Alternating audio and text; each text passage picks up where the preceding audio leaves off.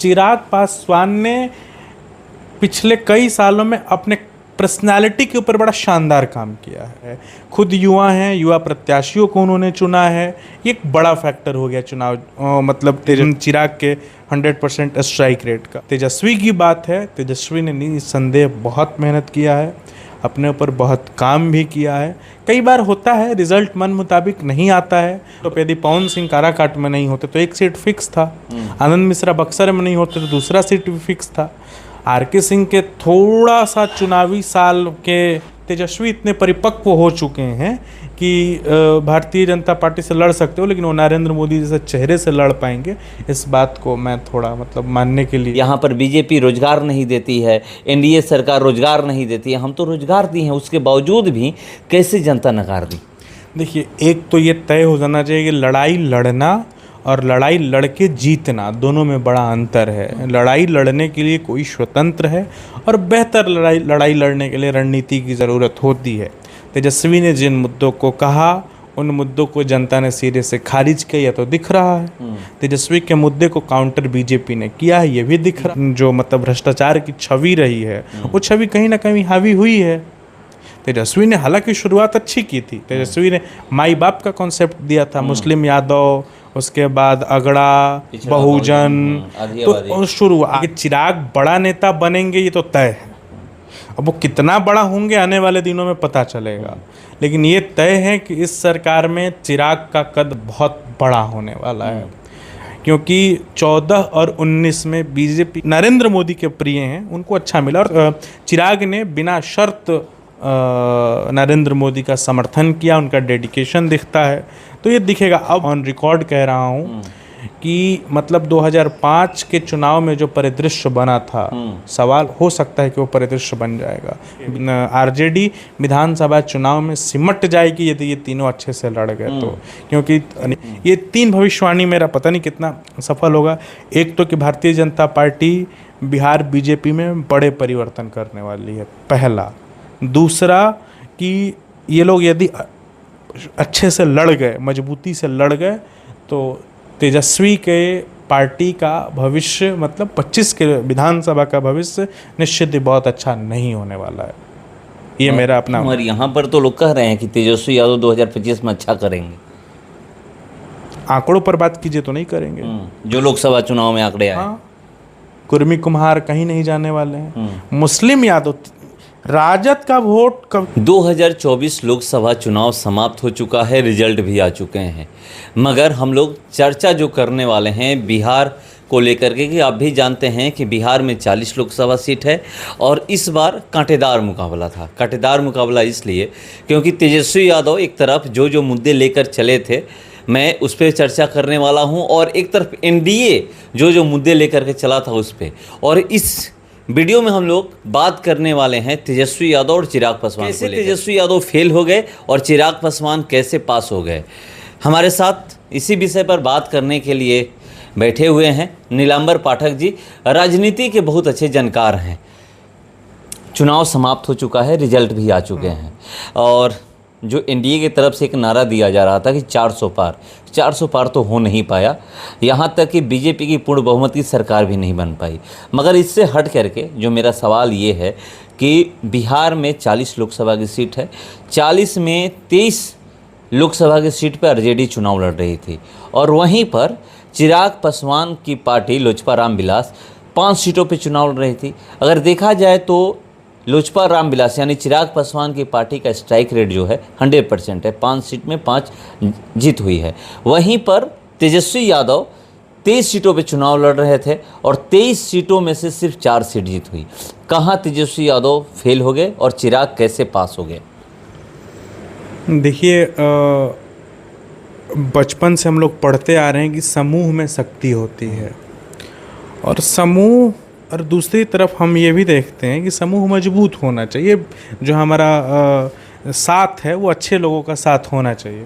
हालांकि मैं ये नहीं कह रहा हूँ कि आरजेडी या तेजस्वी यादव गलत लोगों के साथ में है, लेकिन हाँ, मजबूत साथ में तो नहीं है। ये इस चुनाव के परिणाम से ये तो पता चल गया।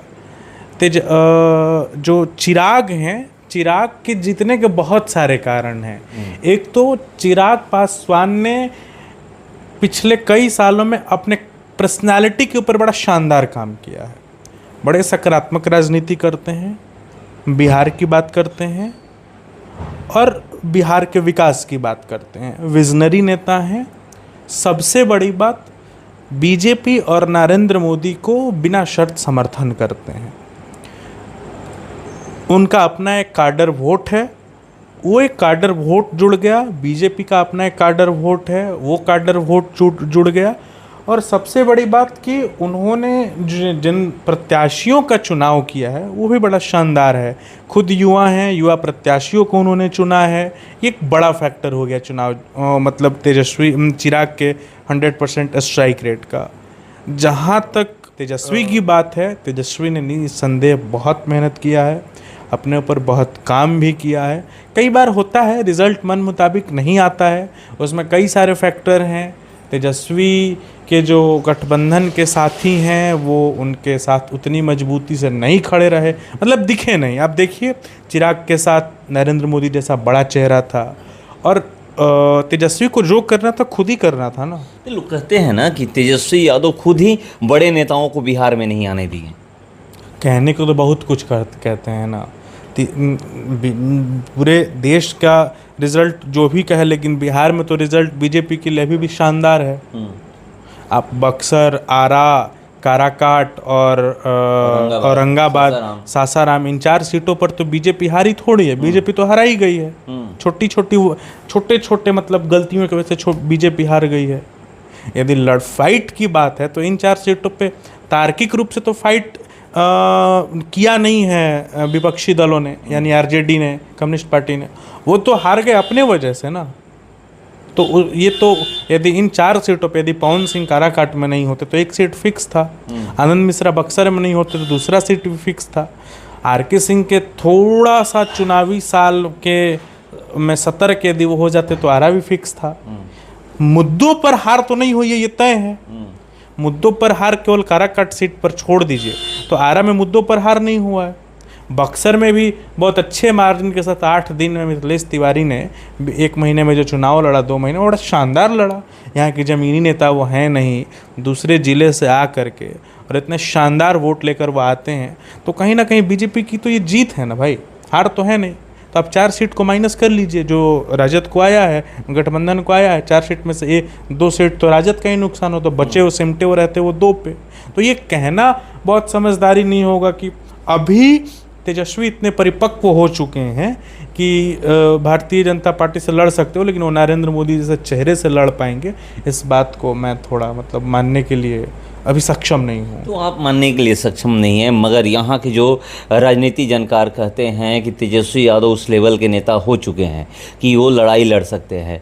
इस बार भी लोग उम्मीद कर रहे थे कि तेजस्वी यादव कम से कम 15 सीट उनके खाते में आएगी, इंडिया गठबंधन के खाते में 15 सीट आएगी, मगर उतनी सीटें नहीं आई, 9 सीटें आई। वो अच्छा बेहतर करने का ये दावा ठोक रहे थे कि इस बार हम अच्छा करेंगे। जो उनके मुद्दे थे वो भी आप जानते हैं कि वो भी बिहार के मुद्दे पर लड़ाई लड़ रहे थे कि हमने रोजगार दिया है 17 महीने में। हम रोजगार की बात करते हैं, बेरोजगारी की बात करते हैं कि जैसे जिस तरह से देश में बेरोजगारी बढ़ी है, बिहार में बेरोजगारी बढ़ी है। महंगाई की बात करते हैं कि किस तरह से महंगाई बढ़ी है, सिलेंडर का भाव उस समय कब था, अब कितना हो गया। यहाँ पर बीजेपी रोजगार नहीं देती है, एनडीए सरकार रोजगार नहीं देती है। हम तो रोजगार दी हैं, उसके बावजूद भी कैसे जनता नकार दी। देखिए, एक तो ये तय हो जाना चाहिए कि लड़ाई लड़ना और लड़ाई लड़के जीतना, दोनों में बड़ा अंतर है। लड़ाई लड़ने के लिए कोई स्वतंत्र है और बेहतर लड़ाई लड़ने के लिए रणनीति की ज़रूरत होती है। तेजस्वी ने जिन मुद्दों को कहा, उन मुद्दों को जनता ने सिरे से खारिज किया तो दिख रहा है। तेजस्वी के मुद्दे को काउंटर बीजेपी ने किया है, ये भी दिख रहा है। स्टार्टअप इंडिया के थ्रू दिख रहा है, प्रधानमंत्री आवास के थ्रू दिख रहा है, बिहार के चहुमुखी विकास के थ्रू दिख रही है। मैं नहीं करी, मेरे बयान नहीं है, ये सारे बयान को बीजेपी ने काउंटर किया कि हमने, भाई तेजस्वी ने कहा कि आपने ये काम नहीं किया है, और बीजेपी ने कहा मैंने इसको किया है। हर सवाल का तेजस्वी ने काउंटर किया है। और तेजस्वी का एक जो तेजस्वी के दल का जो इतिहास रहा है, उनके पिताजी का जो मतलब भ्रष्टाचार की छवि रही है, वो छवि कहीं ना कहीं हावी हुई है। तेजस्वी ने हालांकि शुरुआत अच्छी की थी। तेजस्वी ने माई बाप का कॉन्सेप्ट दिया था, मुस्लिम यादव उसके बाद अगड़ा, पिछड़ा बहुजन, आधी तो आबादी। शुरू आधी आबादी, बड़ा अच्छा कॉन्सेप्ट दिया था। तेजस्वी ने खूब लड़ा इस बात को। देखिए, कई बार संख्या बल ऊपर नीचे होता रहता है, बात एफर्ट्स की होनी चाहिए। एक 35-34 साल, मुझे उनका एग्जैक्ट उम्र पता नहीं है, लेकिन वो युवा हैं अभी।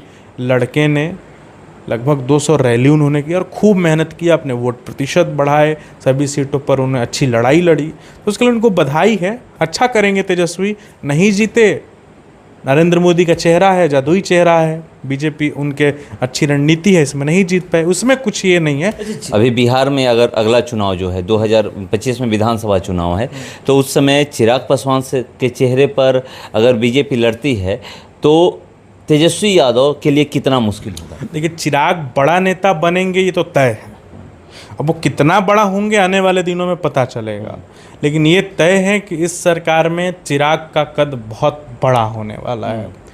क्योंकि 14 और 19 में बीजेपी के परिपाटी को हम देखें तो हम ये समझ सकते हैं कि जो नरेंद्र मोदी का प्रिय हुआ है उसने बड़ा फ़ायदा उसको मिला है इस बात का। चाहे वो अमित शाह हों, चाहे वो एस जयशंकर हों, चाहे और भी ऐसे कई अन्य नेता हों जो मतलब नरेंद्र मोदी के प्रिय हैं, उनको अच्छा मिला। और चिराग ने बिना शर्त नरेंद्र मोदी का समर्थन किया, उनका डेडिकेशन दिखता है, तो ये दिखेगा। अब बिहार में उसका कितना प्रभाव होगा, भारतीय जनता पार्टी उसको कितना आगे करती है, नीतीश कुमार क्या उतना सपोर्ट करेंगे चिराग को जितना तेजस्वी को करते हैं, ये आने वाले वक्त में पता चलेगा। फिलहाल 25 के चुनाव में नीतीश बड़े भाई की भूमिका में रहेंगे। भारतीय जनता पार्टी और नीतीश और चिराग तीनों बड़े मजबूती से चुनाव लड़ेंगे, और ये निश्चित ही तेजस्वी के लिए बहुत बड़ी चुनौती बनने वाली है। इस बात को आज मैं मतलब ऑन रिकॉर्ड कह रहा हूँ कि मतलब 2005 के चुनाव में जो परिदृश्य बना था, सवाल हो सकता है कि वो परिदृश्य बन जाएगा। बीजेपी विधानसभा आरजेडी विधानसभा चुनाव में सिमट जाएगी यदि ये तीनों अच्छे से लड़ गए तो, क्योंकि नीतीश का जो समर्थन है, नीतीश जी का, जो चिराग जी का जो समर्थन है, और बीजेपी तो है ही। बीजेपी में अमूलचूल आने वाले दिनों में परिवर्तन भी होने वाले हैं राज्य स्तर पर, ये भी बात आप लिख लीजिए। ये 3 भविष्यवाणी मेरा पता नहीं कितना सफल होगा। एक तो कि भारतीय जनता पार्टी बिहार बीजेपी में बड़े परिवर्तन करने वाली है, पहला। दूसरा कि ये लोग यदि अच्छे से लड़ गए, मजबूती से लड़ गए, तो तेजस्वी के पार्टी का भविष्य मतलब 25 के विधानसभा का भविष्य निश्चित ही बहुत अच्छा नहीं होने वाला है। ये मेरा अपना। और यहाँ पर तो लोग कह रहे हैं कि तेजस्वी यादव 2025 में अच्छा करेंगे। आंकड़ों पर बात कीजिए तो नहीं करेंगे। जो लोकसभा चुनाव में आंकड़े आए। हाँ, कुर्मी कुम्हार कहीं नहीं जाने वाले हैं। मुस्लिम यादव, राजद का वोट कहीं नहीं जाने वाला, ये बात लिख लीजिए। वो ना 2005 में गया था, ना 2005 के बाद किन्हीं चुनाव में MY कॉम्बिनेशन वो राजद के साथ रहेगा, ये बात लिख लीजिए। उसके बाद जितने वोट हैं वो इंडिया अलायंस को मतलब भारी पड़ेंगे 2025 में, भारी पड़ेंगे चिराग पासवान तेजस्वी यादव। बढ़िया बढ़िया बढ़िया, ये गठबंधन बढ़िया भारी पड़ेगा। गठबंधन या चिराग पासवान? नहीं, चिराग पासवान अकेले कुछ नहीं कर पाएंगे। चिराग ये बात जानते हैं। तेजस्वी अकेले भारी पड़ सकते हैं या मुकाबला कर सकते हैं तेजस्वी और चिराग अकेले लड़ें तो चिराग मतलब 1/4 भी सीट ना निकाल पाए।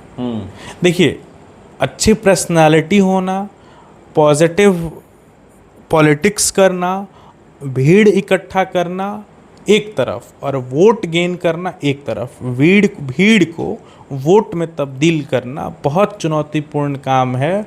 राहुल गांधी को बहुत मेहनत करना पड़ा। अभी तेजस्वी के अपने उन क्षेत्रों, हाजीपुर, खगड़िया, अररिया के क्षेत्र, अररिया भी नहीं, उन क्षेत्रों पर छोड़ दें तो बाकी सीटों पर अभी बहुत मेहनत करने की ज़रूरत है। इन 5 सालों में वो अपने आप को प्रूफ करेंगे, ये मुझे पता है। उनका भविष्य बहुत उज्जवल होने वाला है, ये भी बात तय है। तेजस्वी यादव का? चिराग पासवान का। तेजस्वी का तो भविष्य बहुत अच्छा है ही भाई। उनका अपना 22-23% वोट है। उनके पिताजी का बड़ा नाम मतलब है। उनका है या फिर उनके पिताजी का? किसका? तेजस्वी यादव का या उनके पिताजी का? देखिए, उनके पिताजी की लेगेसी है, और उस लेगेसी के सहारे तेजस्वी को स्वीकृति मिल गई है उनके वोट बैंक में, जिसका मुझे डर था क्योंकि तेज प्रताप जी बहुत अच्छे नेता साबित नहीं हो पाए हैं, लेकिन तेजस्वी अपने आप को स्वीकृत करवा चुके हैं अपने वोट बैंक में, और कहीं ना कहीं अन्य वोट बैंक में भी उन्होंने एक उम्मीद की किरण जगाई है कि तेजस्वी अच्छा कर सकते हैं। उन 17 महीने के कार्यकाल में तेजस्वी ने अपने आप को खूब दिखाया है अपने काम के बदौलत खुद को, तो इसका फ़ायदा तो उन्हें होगा, लेकिन अभी होगा ये कहना बहुत मुश्किल है, क्योंकि 24 के लोकसभा चुनाव में वैसा कुछ दिखा नहीं है। तो देखिए 2024 का लोकसभा चुनाव में ऐसा कुछ दिखा नहीं। और एक बात जो मैं बोलता हूँ कि भीड़ जो उमड़ती है वो वोट में तब्दील नहीं होती है। तो भीड़ किसी को देखने के लिए भी जा सकती है, उस भीड़ को आप ये मत समझिएगा कि ये सारी की सारी भीड़ आपको वोट दे देगी। तो चलिए 25 का इंतज़ार करते हैं, क्योंकि अब लोग कहने लगे हैं कि जो 24 में तेजस्वी यादव का प्रदर्शन रहा है, अगर इसको देखिएगा तो 2025 में वो सरकार नहीं बनाएंगे। फिलहाल इसको इतना ही, बने रहिए हमारे साथ। नमस्कार।